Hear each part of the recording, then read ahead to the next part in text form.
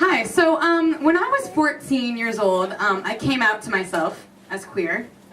I should also tell you that I grew up in Fort Wayne, Indiana, so that was a real recipe for marginalization.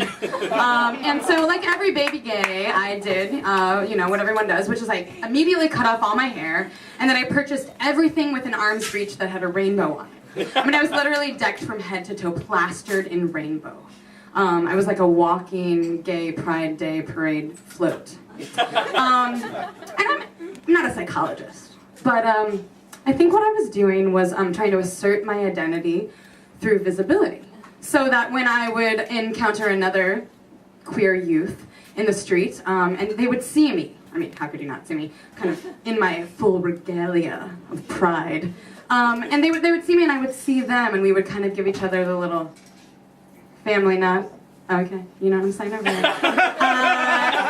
Said, I'm queer, you're queer, and together we're okay, we're gonna be safe in this world. We can have a beautiful life. So, and as much as I was looking for that acknowledgement, in my own home, I wasn't with my mother, for pragmatic reasons. You know, I needed my best friend to sleep over every night.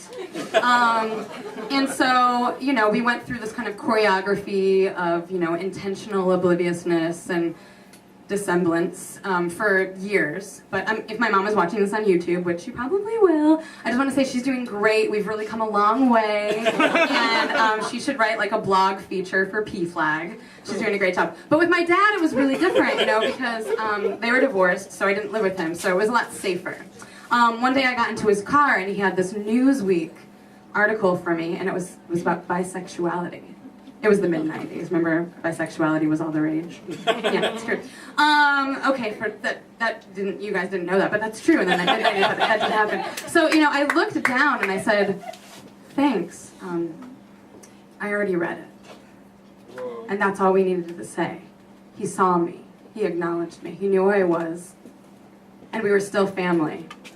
And I was safe, and I knew I could have a beautiful life.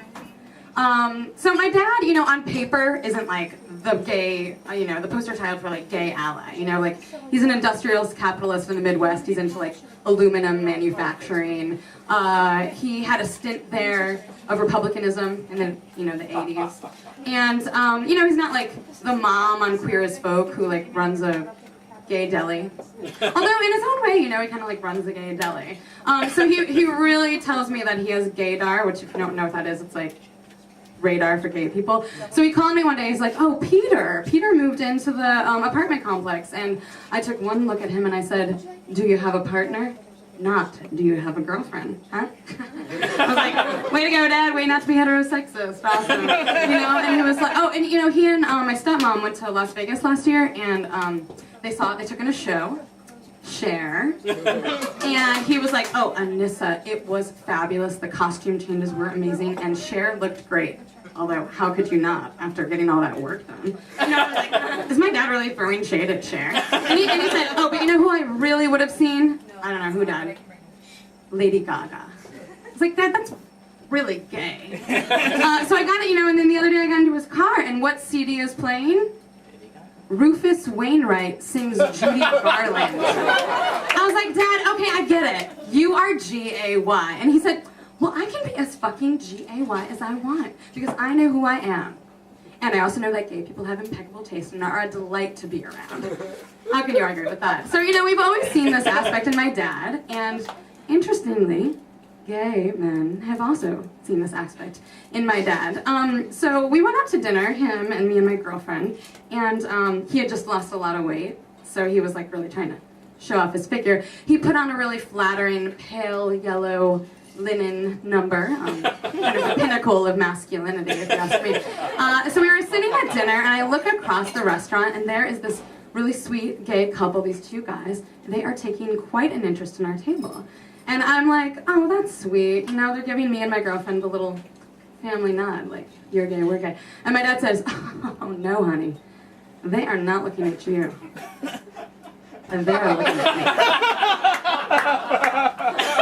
And they were looking at my father. So he kind of had this inflated sense of self. So after dinner, he decided to go and kind of give a formal greeting. And so he walks over with a little flirtatious smile, or saunters over, and they look up at him nicely. And he looks down and he gives a little knock on the table and he says, "Hello, men." And they look up at him and they say, "Hello." And he turns and sachets away. And I was like, "Hello, men." That "hello, men" was your lead. And he said, "Yeah, I was being friendly." And I said, "No, Dad, you were being creepy." He said, No. They were looking at me and I wanted to acknowledge them. They were seeing me, I wanted to see them. And I said, "Oh, you wanted to give them a little family nod. You wanted to say, we're here, we're queer. Get used to it." And, and I thought, it doesn't really matter. Is my dad gay? Or is he a straight man that pretends to be gay? Or is he a gay man that says he's straight but pretends to be gay? The thing is, it doesn't really matter. What matters is that he sees me, and I see him, and in that acknowledgement, I know that we're family, and I can have a beautiful life. So thank you.